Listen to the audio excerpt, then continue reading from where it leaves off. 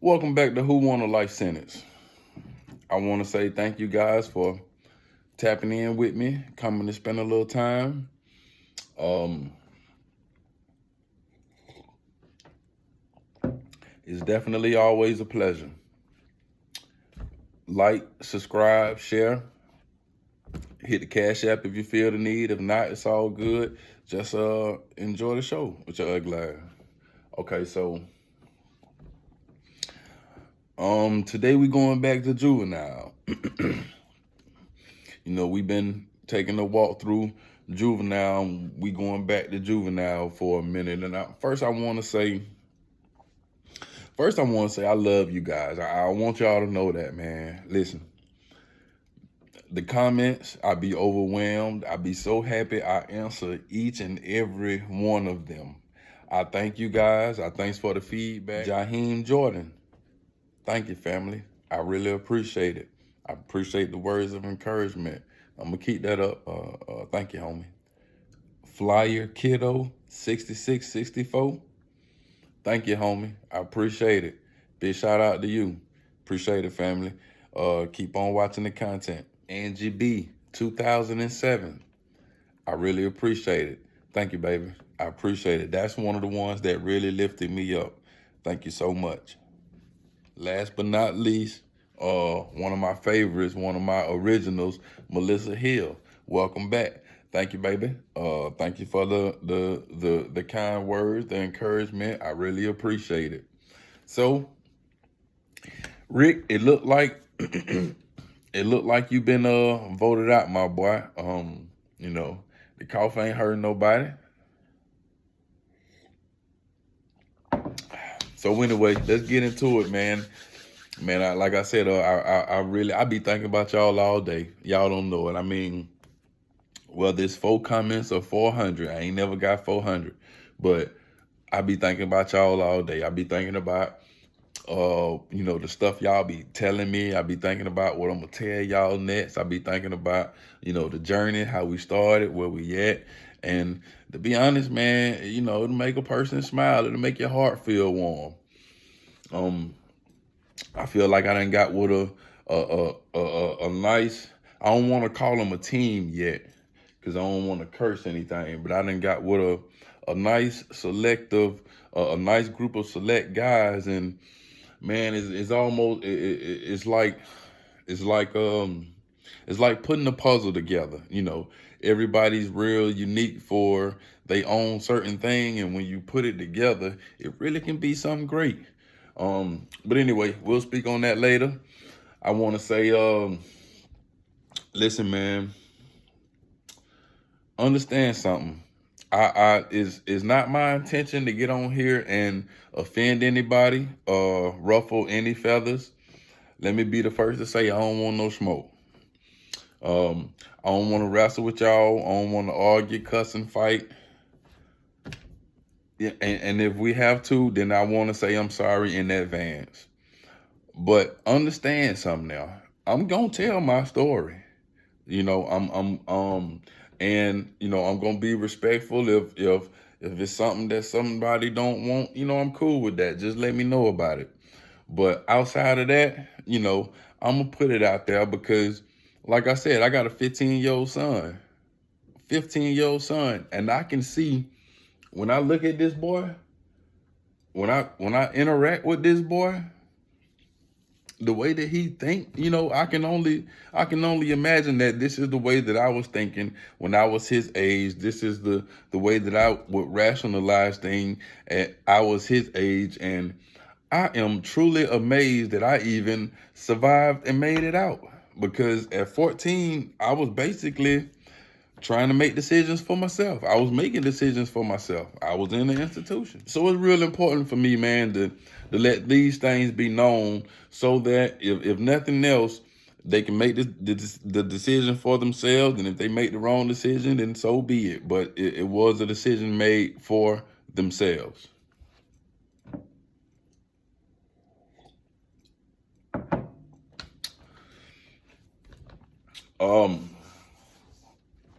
When I went to dorm, when I first went to Alto, when I went to dorm 16,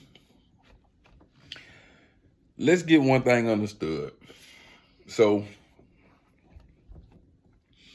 when I come in the unit, one thing the one thing that's very understood is here and everywhere else in the penal system, violence is the language of choice. It's universal. What does that mean? That means, I think I heard Charleston White say this.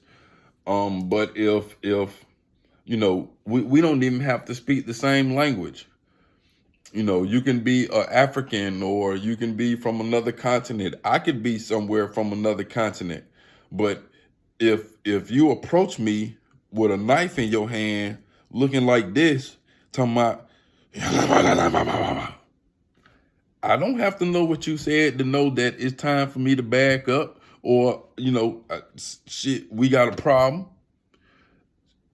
If you Spanish and you speaking that shit, or if I'm speaking it, I don't gotta know exactly what you mean. If you I understand something wrong, and it could lead to violence. So violence is universal. If I ball my fist and run at you, you'll know what's going on. You'll know to either run or get hit. So for the most part, violence is universal. And violence was the law where we were coming up.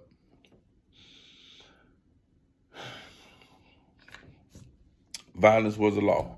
It was everything. So with that being said, one of the rules that I was giving off the rip was, if there was a problem, say for instance, something came up missing, right? If there was a problem, then what has to happen is, their absolute bottom line is, there has to be a fight. There has to be a confrontation.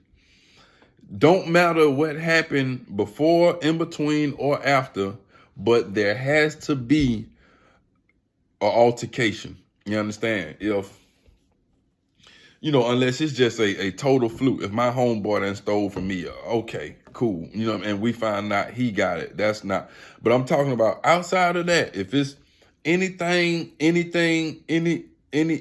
of discrepancy, any kind of trespass, it has to be met with violence. Bottom line. So again, that means, like, if something come up missing, even if what came up missing is returned, there has to be violence because of the trespass. I just can't think of a situation where there won't be an altercation. Let's get that understood off the rip. We'll get that understood right now. So I come in the dorm. When I come in the dorm, I'm gonna tell you how far back this was. So when I went to Alto, they had one of the hot items on the commissary was the Sony radio.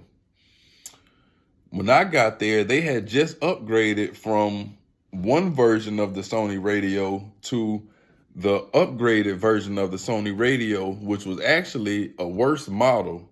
The original version of the Sony radio was much more durable. You could drop it, and now it was gonna bust and splatter out, but once you gathered all the pieces and put them together, it would play like nothing ever happened. So that was, but the new radio wasn't like that. Once you dropped it a couple of times, it was done. And I'm talking about cassette players. So if some of you guys, if some of you guys are a little bit younger, then you got to go back. It's almost, you got to damn near get into a time machine, because now you guys got streamers and YouTube and iTunes and platforms. Before then, there was MP3s, and before then there was iPods, and before then it was CDs. Before then it was cassette tapes, right? So that's where we at in history. If you guys started anywhere there, then you got to go way, way back. You got to go back to iPod, MP3s, cassette, CDs, cassette tapes. When I was in prison, we were getting cassette tapes sent through the mail. Your whoever was sending your package would have to go and purchase that whatever cassette tape that you asked for. They got to bring it home, open it up, because the prison wasn't allowing explicit music. So if it had parental advisory on it, that little black, you see, y'all ain't never seen that. If it had a black parental advisory sticker, engravement on it, you would have to take it out the plastic, open it up, get a black marker, mark it out with a permanent marker, reseal it, get it repackaged back with some kind of elastic wrapper, then send it back to you like it was never opened. And that was the only way you could get explicit music through to the penal system. So being that we had cassette tapes, the commissary sold little boxes of batteries. It was a little box of Energizer batteries. One box held 4 batteries. A box of battery might cost $1.22.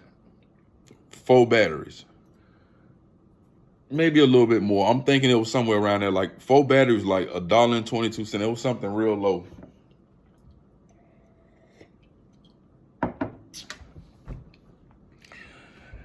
Your radio was your car. So we had 2 different kind of headphones. You had R10s. They were black, like the cone headphones, or whatever you call it, the kind that the kind we use now that cover your ears, had the cord coming from them, but they plug into the Walkman, and they said R10 on them. They all black. They were pretty durable for the most part. If you were doing okay, if you had a little, if you were just doing okay, then you had R10s. We would call them our dubs. So if you had a radio, that was your car. If you had R10s, those was your dubs. Those was your wheels. So your cars and your rims. So if you about anything in the chain gang, you got a car and rims. You got a car and dubs. Whatever. Come on, man. Now, they also had another version, which were the CL20s. They looked just like the R10s, but they were clear. They were see-through, and they were not as durable as the R10s. And before long, the people took the R10s off the commissary list completely, and you could only buy CL20s. So if you saw someone with a pair of R10s, you know that they had been in the system for a minute, because they were no longer selling them. The reason I'm explaining this is because all of these items can get your ass whooped. I come in the dorm. Again, man, I'm so excited because what's going on is it's hell being raised, but it's really all my people raising hell. So you got Lil B from Columbus, his bus partner Peanut. All these in the dungeon. Lil B, Peanut, Hassan, Dawu, DJ, all them from Savannah, Ace, Black Boy, me, TJ, Lil J, Teddy. And then you just had like some old lame ass niggas. You got Travis, he's somewhere. You got, we had Grady, man. Shout out RIP the Grady, man. The homie Grady, Boulder Crest. Grady was in there. We had like little lame ass Lane, Moss. We had off-brand niggas and or whatever the case may be. Then you also had the people from the trailer park. So what was going on is, man, there's always something going on. If it wasn't a fight, we would, like I said, we would gamble and, you know, 2 or 3 hour dice game with made up dice that we made out of tissue and water. And I would just sit in there and, you know, sometimes the country niggas would lick and take. I remember the country boys took all Ace food, you know, so he really like took all our food because I ain't getting no help from the outside. And bruh was a hustler. You know, that was one thing I respected from him. He was hustling from the street. I didn't have no responsibilities on the street. I didn't know how to shoot dice. So it would be like 2 or 3 times, bro would hit and feed all of us. Every now and then he'll get hit. We'll be looking crazy. We got to borrow something to get back in the dice game. So we got dice game going on. We fighting. We doing tattoos. Man, it's never a boring day. We got TV rooms, but people never really in there watching TVs. If anything, because we had a certain time every day that we worked out, had a certain time that every day we did boxing lessons. I was thinking about it the other day, want to get into the 52 shuffle, the alto shuffle, and we'll debunk that myth and all that a little bit later on. I'm telling y'all, I'm going to get some guys on here, man. I was talking to my boy Chuck tonight. Shout out to Chuck, man. I'm going to get some guys on here, and we gonna get some things together, man. We going to pull some truths to the light, right? So, anyway, so something always going on, man, and Tony down there, Tony Weekly was down there. So I remember I'm still new. I gotta be in there no more than about a week or two. They done went to the store and bruh bought a new set of batteries. Now, the reason why this is so surprising is because when I say bruh, I'm talking about Ace. Ace, I know Ace from the DeKalb County Jail. Right? He my homeboy. And really, we got really close. So we tight. Matter of fact, I'm little bruh. You know what I mean? So, but I've never seen Ace nut up. You know, he was a calm dude, very sensible. Listen, should I tell y'all that? Y'all can't do nothing about it. Man, look, this nigga.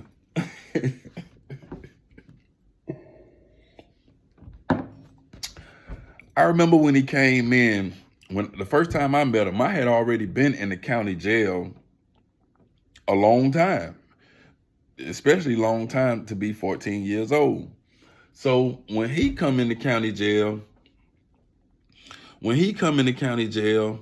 I remember, you know, everything was normal and we already pretty much had a routine or whatever was going on, but he come in like he knew what was going on. He didn't come in like he was scared or afraid or like he knew exactly, you know, he ran up to his room. He came back out watching TV.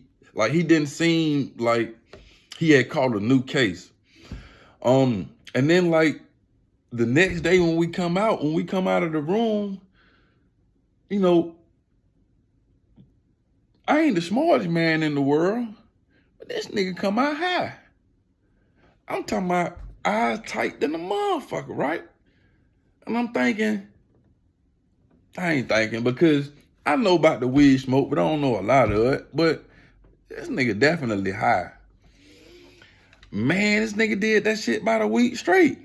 And, you know, at that point, I'm not a weed head, so it wasn't bothering me. Actually, I'm one of the, I think we were having Bible study every day and all this kind of shit. So really, we having Bible study, hoping Jesus is gonna get us out this prison sentence these white folks done smacked us in the face with, and the goddamn devil done walked in. This nigga done walked in with drugs, corrupting us, won't nobody smoke with him. Not only that, this nigga come to the Bible study with his own Bible. What in the? So you got the devil done come in, getting high, corrupting the dorm. Then he come to Bible study, refuting and challenging everything we say, man. You know, we Bible thumpers, black in there teaching Bible study. He been the Bible study leader for 8 months. I done taught a couple of Bible studies, man. Listen, like I said, we counting on Jesus to come in and show his ass about the prison sentences. Mind you, he never came. Never came. That's another story. That's another story. We ain't even gonna go there. So me and bruh got tight, you know what I mean? Come to find out, I kind of get his beliefs, and me and him end up getting tight. Come to find out he had already had a case, and he was out on bond, come back, yada, yada, yada, whatever. So again, I know him to be a smart guy, sensible. This nigga, I ain't never seen him lose no cool. So now we down in Alto, like I said.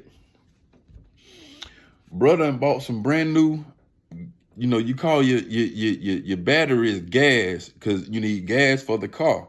So when someone come and ask you, like if your homeboy come and ask you, bro, can I borrow the whip? First thing you gonna ask them is, shit, you got your own gas? Or they just gonna say that when they come, they gonna be like, hey, bro, I got some gas, I can bend a couple corners.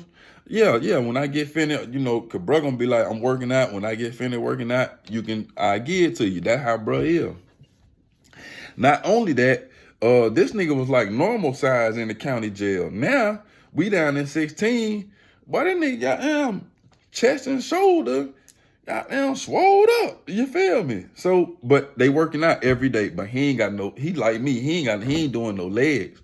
But they working out every day, and I done jumped in on the workout regimen every day too, right?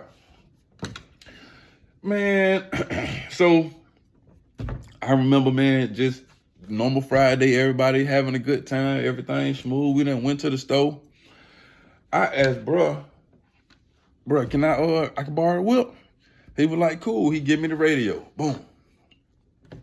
Now, again, I'm new to the dorm, and I know the rules, but it ain't in me like that. And we also got a guy that I forgot to tell y'all about, who I'm gonna be telling some stories about. We got I call him Tough Ass Tony. We got Tough Ass Tony in the dorm.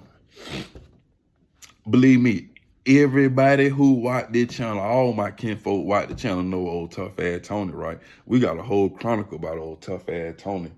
Anyway, Tough Ass Tony come from the county jail. He part of the clique too. He part of the homeboy. You know what I mean? So Tony come and ask me some whatever. I think brother them over there gambling.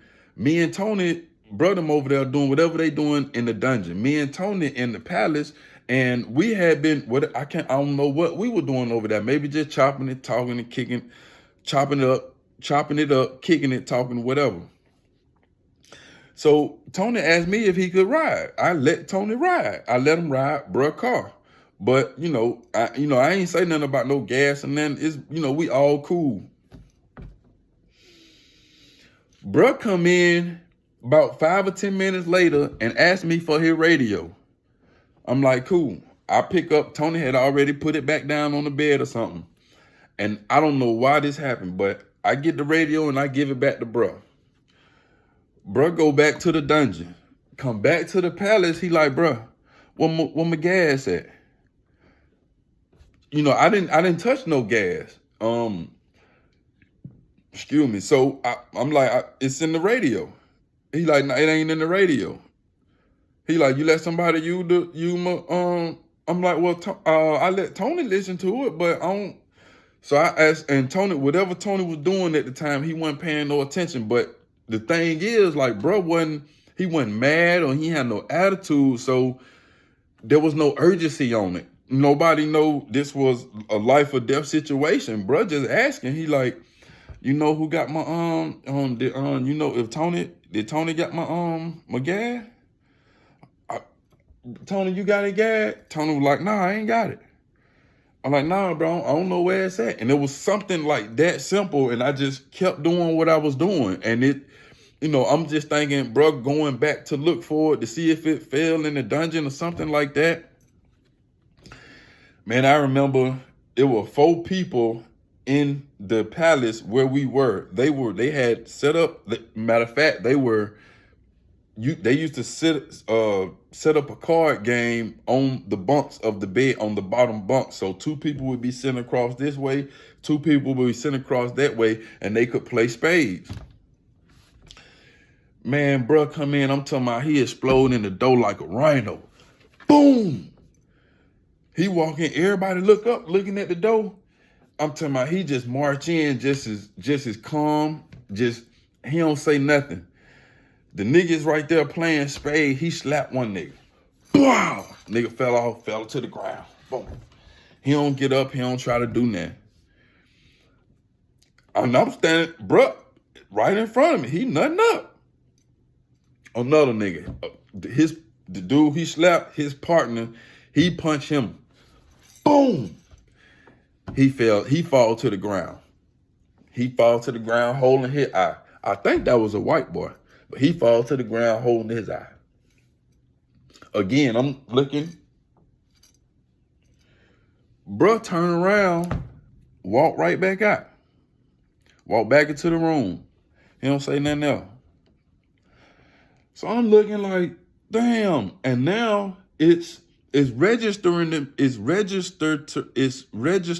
to me what happened, and I'm feeling bad because I'm feeling like I done got somebody whooped on. You know what I'm saying? I'm like, oh shit. So I'm asking Tony. I'm like, Tony, cause Tony asked me like, what wrong with bro?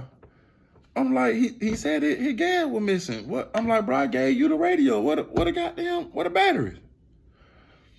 I don't know what happened or what Tony did, but now he paying attention and he go in his pocket or something and he got the batteries.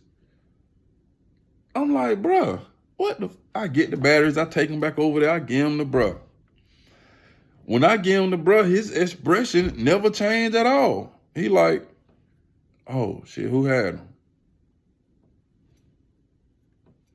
Tony. He like, oh, okay, why he ain't give him to me? I'm like, bro, he had him in his pocket. Bro didn't go apologize. He wasn't on no, damn, y'all done made me fuck them up. None of that. None of that was going down. It was basically, my shit is missing. And that was when I learned that no matter what happened, if there was an incident, like if your shit came up stolen, you don't have to know who exactly stole it. You pick somebody and you roll. You can just, if there's somebody that you ain't been liking, looked at you too many times, been wondering about you, or you've been wondering about him, or just whatever, for whatever reason. It could have been a nigga like literally 2 bunks down from you. But you pick somebody and you gonna call him out, and then guess what? He gonna go just like he stole it. No ifs, ands, or buts about it. And you might not find. Now I'm gonna tell you something. In order to find out who got your stuff, you gotta be a real deal soldier. You gotta hold some real weight to be able to get your shit taken and find out and track it down. Yeah.